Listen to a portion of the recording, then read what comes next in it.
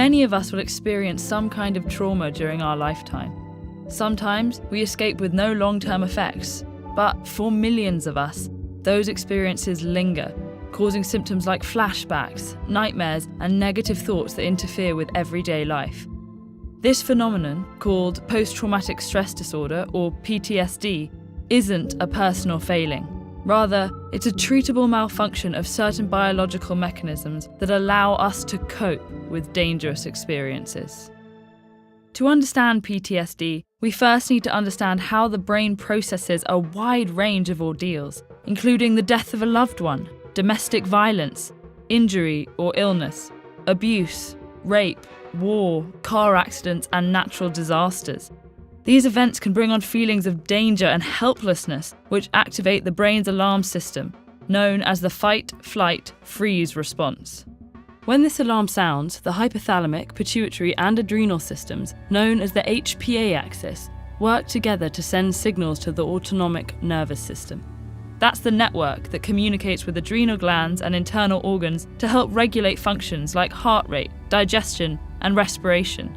These signals start a chemical cascade that floods the body with several different stress hormones, causing physiological changes that prepare the body to defend itself.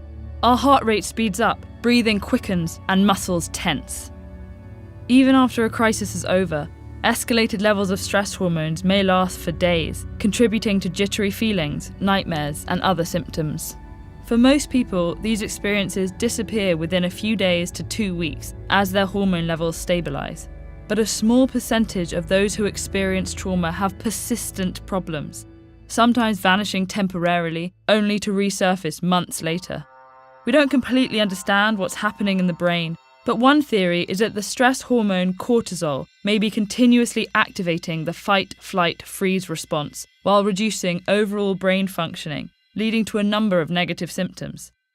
These symptoms often fall into 4 categories: intrusive thoughts, like dreams and flashbacks, avoiding reminders of the trauma, negative thoughts and feelings like fear, anger, and guilt, and reactive symptoms like irritability and difficulty sleeping. Not everyone has all these symptoms or experiences them to the same extent and intensity. When problems last more than a month, PTSD is often diagnosed.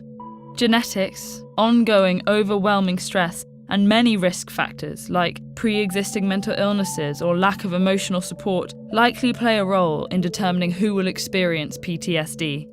But the underlying cause is still a medical mystery. A major challenge of coping with PTSD is sensitivity to triggers, physical and emotional stimuli that the brain associates with the original trauma. These can be everyday sensations that aren't inherently dangerous, but prompt powerful physical and emotional reactions. For example, the smell of a campfire could evoke the memory of being trapped in a burning house. For someone with PTSD, that memory activates the same neurochemical cascade as the original event. That then stirs up the same feelings of panic and helplessness, as if they're experiencing the trauma all over again. Trying to avoid these triggers, which are sometimes unpredictable, can lead to isolation. That can leave people feeling invalidated, ignored, or misunderstood, like a pause button has been pushed on their lives while the rest of the world continues around them. But there are options. If you think you might be suffering from PTSD, the first step is an evaluation with a mental health professional who can direct you towards the many resources available. Psychotherapy can be very effective for PTSD, helping patients better understand their triggers. And certain medications can make symptoms more manageable, as can self-care practices like mindfulness and regular exercise. What if you notice signs of PTSD in a friend or family member? Social support, acceptance, and empathy are key to helping and recovery. Let them know you believe their account of what they're experiencing, and that you don't blame them for their reactions. If they're open to it, encourage them to seek evaluation and treatment. PTSD has been called the hidden wound because it comes without outward physical signs. But even if it is an invisible disorder, it doesn't have to be a silent one. Mental health conditions impact millions of people around the world, yet are often misunderstood. Check out this playlist to get informed.